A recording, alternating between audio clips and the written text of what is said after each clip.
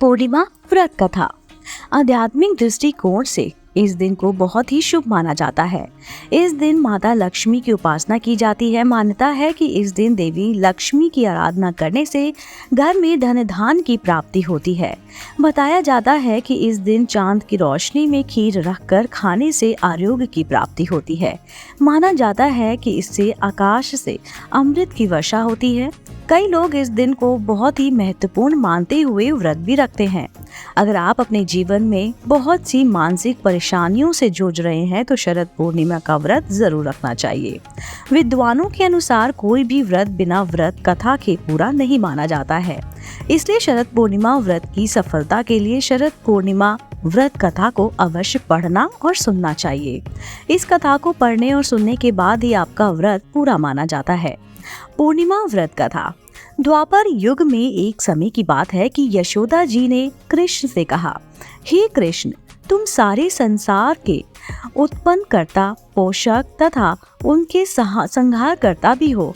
आज कोई ऐसा व्रत मुझसे कहो जिसके करने से मृत्यु लोक में स्त्रियों को विधवा होने का भय न रहे तथा ये व्रत सभी मनुष्यों की मनोकामनाएं पूर्ण करने वाला हो। श्री कृष्ण कहने लगे, हे माता, तुमने अति सुंदर प्रश्न किया है। मैं तुमसे ऐसे ही व्रत को सविस्तार कहता हूँ। सौभाग्य की प्राप्ति के लिए स्त्रियों को 32 पूर्णिमासियों का व्रत करना चाहिए। इस व्रत के करने से स्त्रियों को सौभाग्य संपत्ति मिलती है। यह व्रत अचल सौभाग्य देने वाला एवं भगवान शिव के प्रति मनुष्य मात्र की भक्ति को बढ़ाने वाला है। यशोदा जी के कहने लगी, हे कृष्ण, सर्वप्रथम इस व्रत को मृत्यु लोक में किसने किया था? इसके विषय में विस्तार पूर्वक मुझसे कहो। श्री कृष्ण जी कहने लगे कि इस भूमंडल पर एक अत्यंत प्रसिद्ध राजा चंद्रहसन ने पालित करके प्रकार से रत्नों से परिपूर्ण कार्तिका नाम की एक नगरी थी। वहाँ पर धनेश्वर नाम का एक ब्राह्मण रहता था और उसकी स्त्री अति सुशीला रूपवती थी। दोनों ही उस नगरी में बड़े ही प्रेम के साथ रहते थे। घर में धन धान आदि की कमी नहीं थी। उनको एक बड़ा दुख था कि उनके कोई संतान नहीं थी। इस दुख से वे अत्यंत दुखी रहते थे। एक समय वह बड़ा तपस्वी योगी उस नगरी में आया। वह योगी उस ब्राह्मण के घर को छोड़कर अन्य सब घरों से भिक्षा लाकर भोजन किया करता था। रूपवती से वह भिक्षा नहीं लिया करता था। उस योगी ने एक दिन रूपवती से भिक्षा ना लेकर किसी अन्य घर से भिक्षा लेकर गंगा किनारे जाकर भिक्षान्न को प्रेम पूर्वक खा रहा था कि धनेश्वरी ने योगी का यह सब कार्य किसी प्रकार से देख लिया।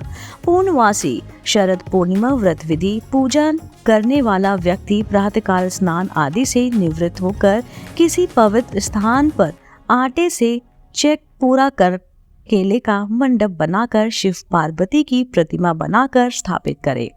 तत्पश्चात नवीन वस्त्र धारण कर आसन पर पूर्व मुख बैठकर देश कालीदी के उच्चारण के साथ ही साथ हाथ में जल लेकर संकल्प करे। उसके बाद गणेश जी का आह्वान व पूजन करे। अनंतर वरुणादि देवों का आह्वान करके कलश पूजन करे।